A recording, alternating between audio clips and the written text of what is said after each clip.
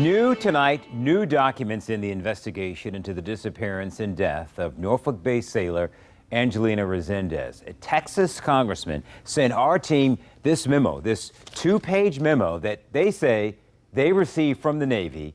It details the timeline into what the Navy says happened from the time Resendiz was last seen, including information from her command leaders and naval investigators. Resendiz's mother says this memo only gives her more questions.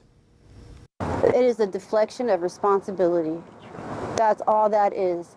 Esmeralda Castle, the mother of Angelina Resendiz, says the Navy memo sent to at least one member of Congress doesn't give her any answers as to what happened to her daughter. They could have acted faster. They could have preserved evidence. They could have preserved my daughter's life if they treated it differently.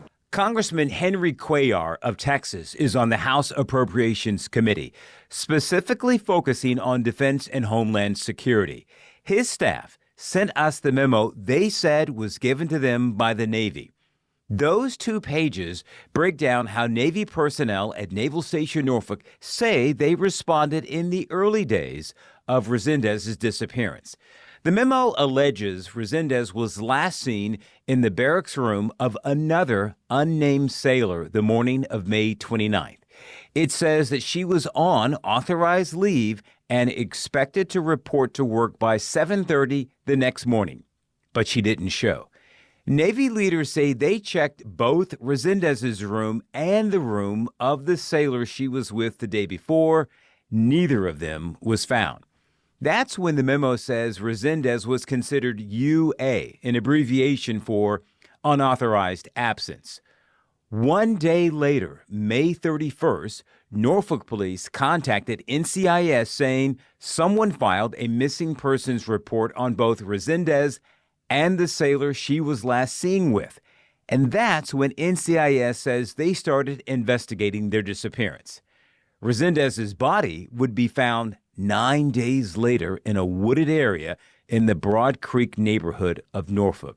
Naval investigators have not released the name of the other sailor reported missing, if that sailor has been found, or if that's the sailor who Navy leaders have not yet named, currently in pretrial confinement.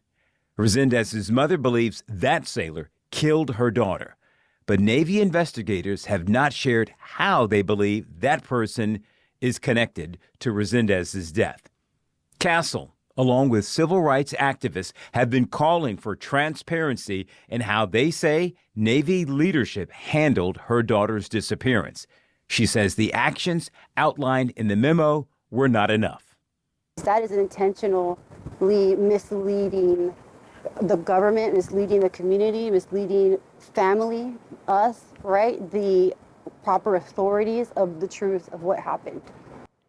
My final question for you is that Now, Castle did speak with Virginia Senators Tim Kaine and Mark Warner at the Capitol in June. Both echoed their commitment to helping her get answers. News 3 asked both senators if they had received this memo. Staff members for Senator Tim Kaine's office said that he had not, while a member of Senator Warner's staff said that they couldn't share anything at the moment, but did send us a statement saying the senator is continuing to engage with the Navy.